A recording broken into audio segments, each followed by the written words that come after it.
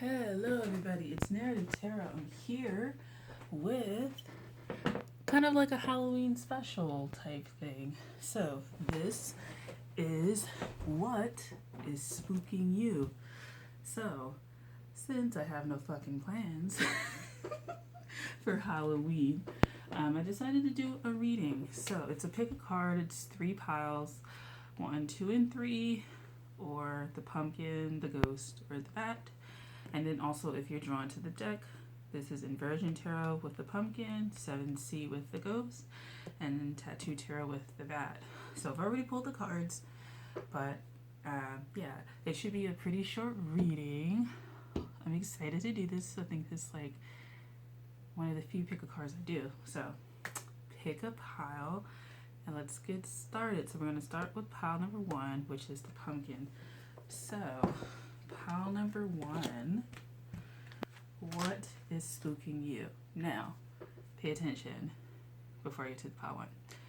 This is going to be more about the issues and problems and things like that, not necessarily ghosts or entities that are around you. So this is more like a self-healing thing since it's Scorpio season and we talk about transformation. Alright, pile 1, the pumpkin with the Inversion Tarot. So, do this. I'm going to take them all upright. 9 of Pentacles, 9 of Swords, 5 of Cups, the World, and blame. I accept responsibility for my well-being. What is haunting you is blame, honey. So, with this, it is blame. It could be survivor's guilt when it comes to this. It could be survivor's guilt with that. I feel like you are one of the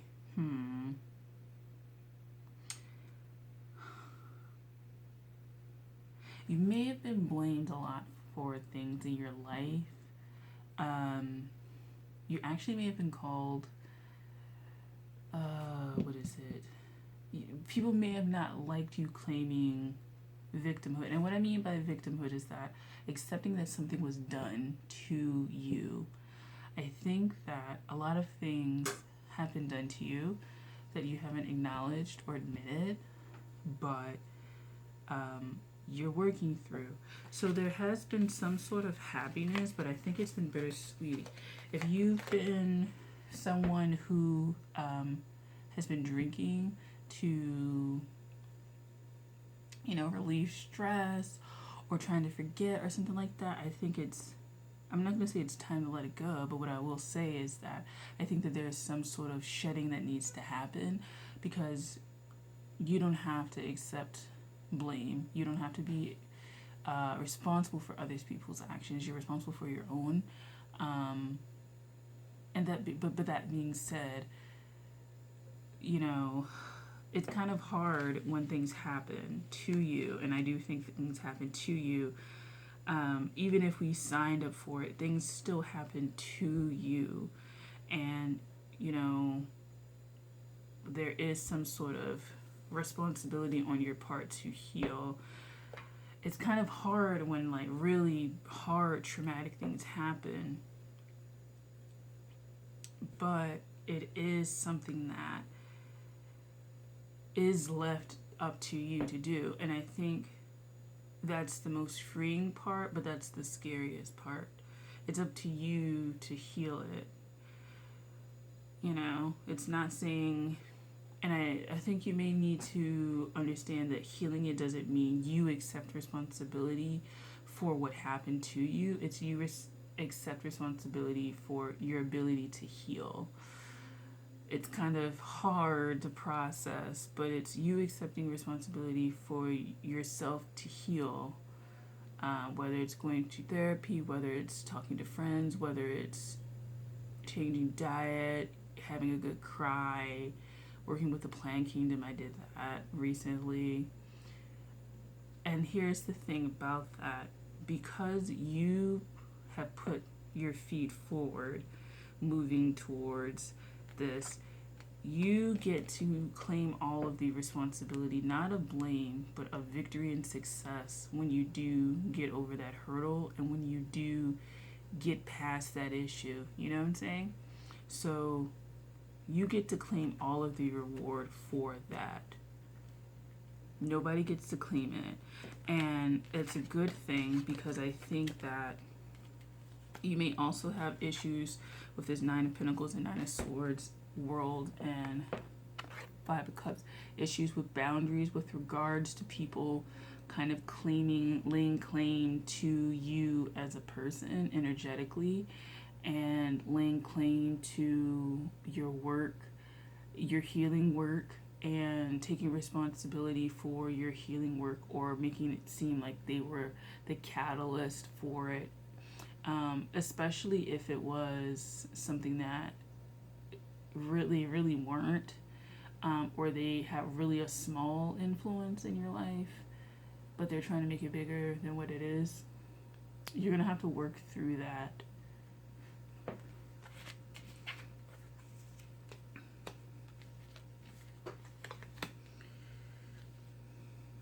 For some of you, you are going to have to take responsibility for any cheating that you did.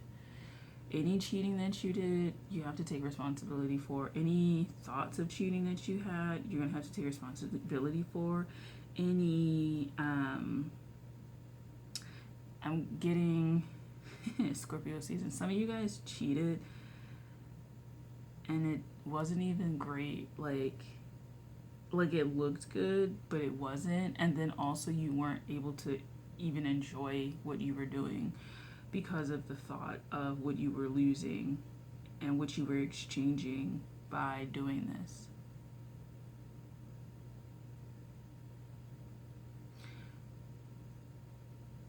So you're going to have to accept that. I think whoever you stepped out on already knows. They didn't set this up or anything like that, but I think they kind of let the universe open up an opportunity to show them who you really were. And so now they have it, and they can move on, and they can put to rest what they were thinking. This could be you as well. So if it is you, you found out something that you needed to know, and it puts it to bed. You were right all along. You were right all along. And I think it may be something where you took back somebody who clearly was toxic and clearly wasn't really able to give you what you wanted, but you accepted it anyway. And if that's the case, now you see them for who they are and you're able to move forward.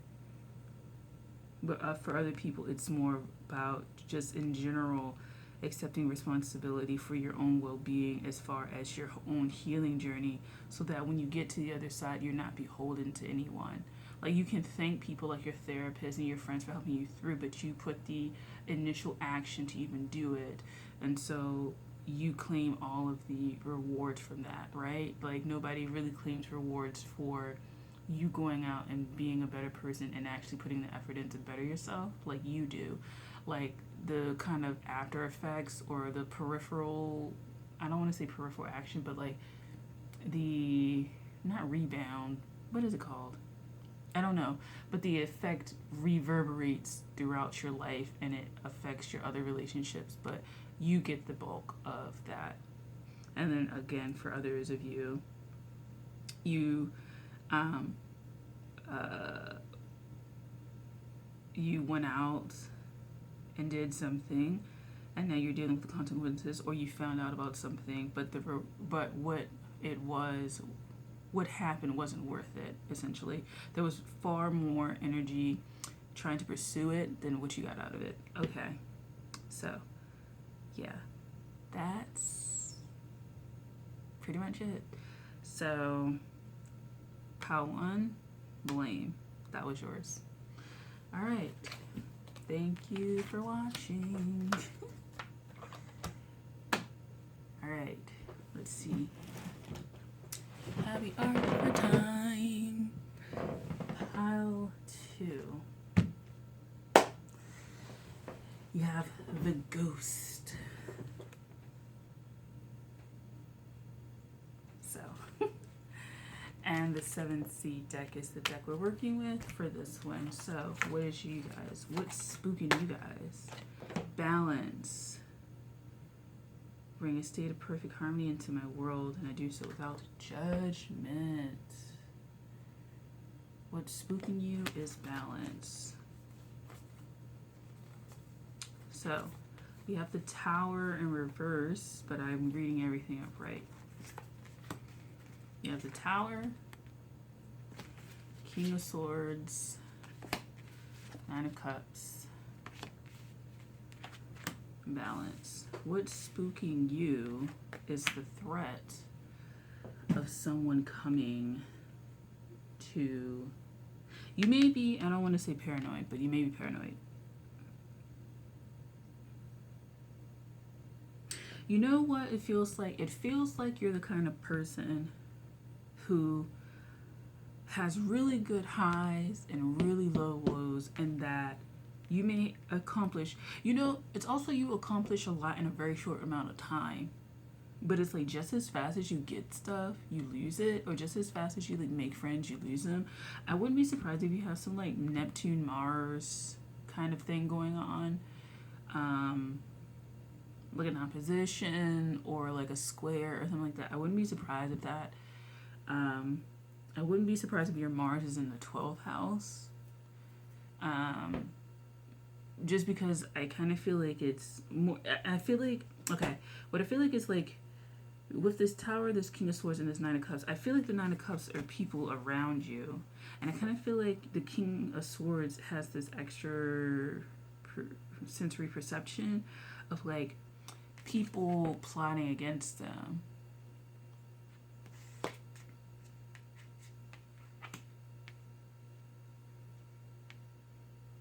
And there's like a fight to like make sure that this tower doesn't happen.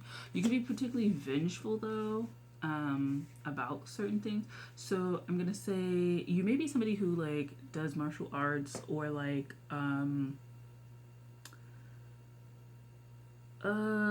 yeah, martial arts like boxing or something physical where you like you go toe to toe with people. But it kind of feels like it helps you assess something about people. It's like you group people by the stances that they take, like the physical stances, like the moves, like the wrestling moves or whatever that they take. You group people like that. You group people by their physicality, but it's like their physical output in some way. That's what it feels like. Like you size them up.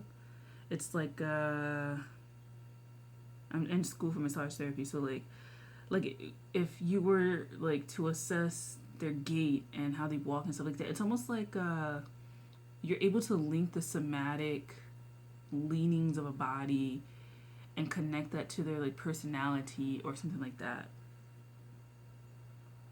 So you're really good at detecting body language essentially.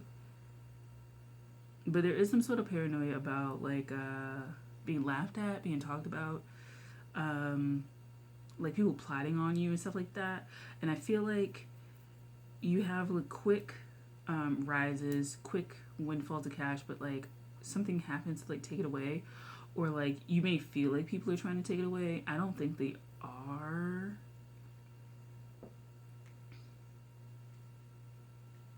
I don't think they are. I think this is more like a heavier cycle for you about trusting people and yeah, like trusting people.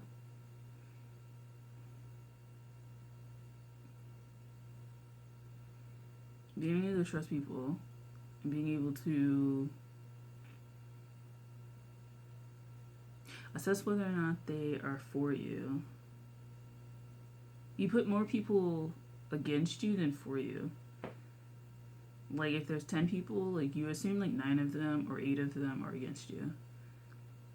There's almost like this the more numbers against you, the sweeter the victory is going to be.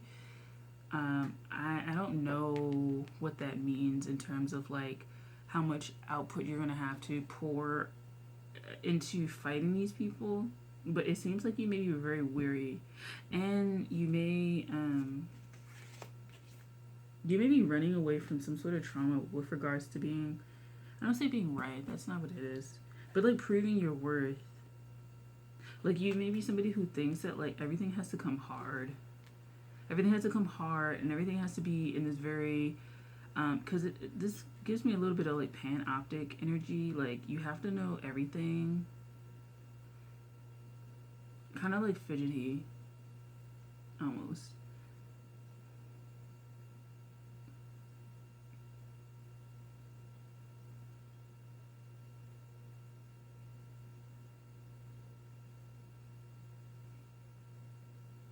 I think with this Nine of Cups, there's also a desire to want to have like just like peace for one fucking second.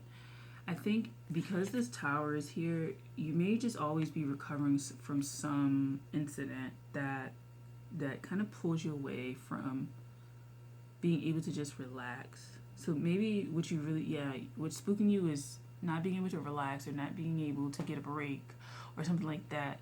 And the advice would be to not always look outside, but just to look at your own inner workings and leanings that would make you inclined to like do things that go against your better judgment or to your detriment or something like that, as opposed to, I think the natural, because I think this is a past thing of not trusting people.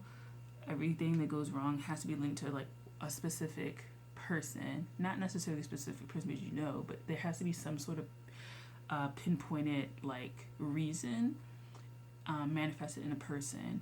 And by you physically fighting and getting that aggression out with them or sparring with them in some way mentally or trying to take the energy back, essentially trying to take the energy back, you're losing more energy, especially if you're like incorrect and you're going down a rabbit hole about that. So you're spending energy trying to get energy back that really just needs to be let go. And I think once you let it go, you'll be able to enjoy what you need to enjoy. Because when you need to enjoy stuff and want to enjoy stuff, you never fully enjoy it because it's like you're always being scared of it being taken away. And so that's what's haunting you, essentially. The inability to just be happy and free without thinking that a disaster is going to happen and that a disaster is going to be caused by a specific person who you have to then go and combat and confront to get the energy back because you think that they stole it. All right. Thanks for watching, pal 2. I will see ya in the next one. Thanks for watching. Okay. Oh, that's the ghost. Ooh, okay. That was like the worst ghost sound ever.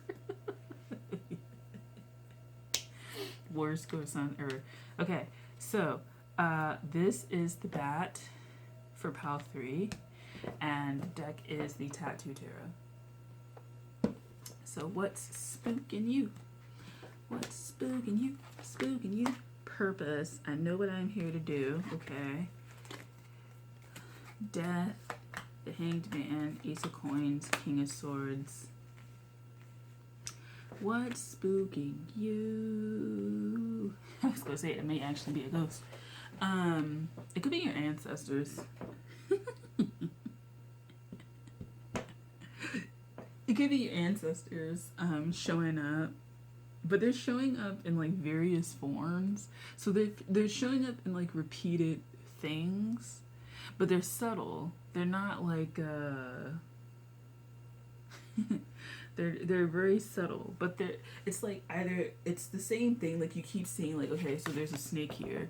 You keep seeing snakes, or you keep seeing roses, or you keep seeing the same number, or you keep seeing the same color, or something like that. They're hearing the same name, or like they're all related objects, names, etc.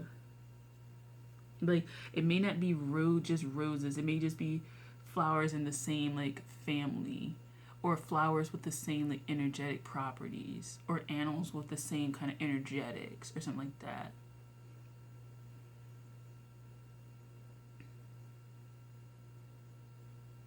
if you don't notice this, they're going to make themselves like more apparent and known. And yeah, they're going to make themselves like more apparent and known. And because with the hangman, I always feel like it's being in a place of stillness to get the subtle energies and stuff like that. But being in a place of stillness amplifies what you can sense around you. But like, I don't think you've been able to sense what's around you. These are the Ace of Coins and the King of Swords. So the King of Swords I'm thinking with the King of Swords that they are going to make themselves more apparent to you. They really have something to say or something to show about, linked to your purpose or linked to a purpose for doing something very specific, or like explaining the reason why. So it could be somebody who like needed to explain to you why they did something but like is no longer here. So it could be like they need to explain to you why they left you something but they're not here to do it, like physically, like they can't call you or anything like that. So they're going to make it apparent by trying to send signals, but the ones that they've been sending have been very like weak in that you've not been able to notice them. You could have been very stressed at the moment that they were sending them, and so you may have been interpreting that as like a signal that things were going to get better for the specific circumstance that you were in at the time, but it was actually the answer to that question.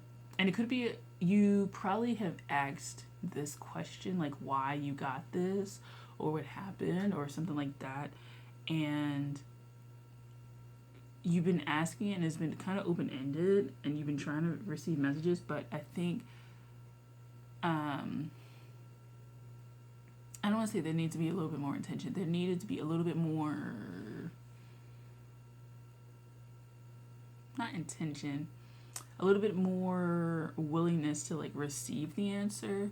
I think maybe when the question was asked, it was more about like an anger as opposed to like, or like rhetorical or something like that. I think it's rhetorical. As opposed to like really wanting the answer. And there was an assumption with the Ace of Coins of knowing the answer, but the answer may be very different than what you think. Maybe the complete opposite. It may involve you being contrasted with someone or something else. Energetically, the reason why you got it.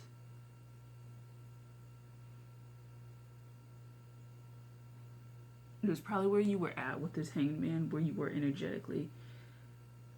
And with the death card, what debt you had already paid off that allowed you to have the space to receive this new thing.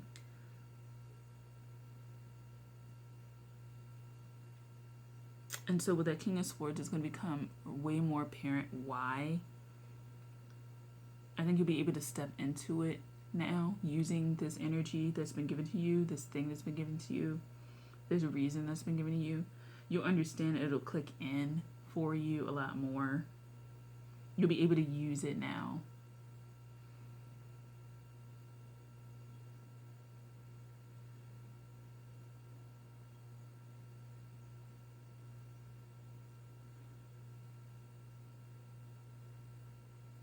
It could be related to a message you had to clean up that this person left. Like it was a lot of bills or something like that. The Ace of Coins. You'll get it back. And they're thanking you for sacrificing that to help like bury them or to help pay for something that they needed, either while they were alive or the expenses to like lay them to rest or get them cremated or something.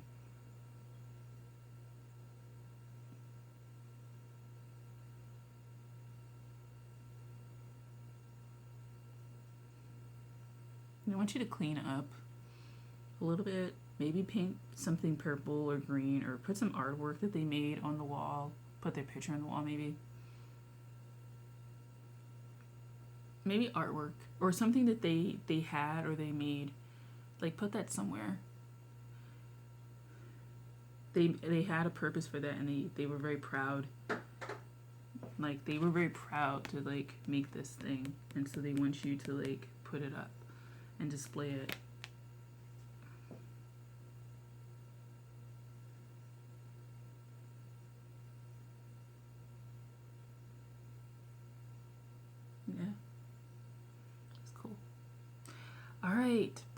sorry. Thank you for watching. If you made it to the end of the video, thank you for watching this Halloween edition of Who's Spooking You, or What's Spooking You, essentially. Yeah, thanks guys. Hope you enjoyed this short little reading for each little pile, and I'll see you in the next one. Peace.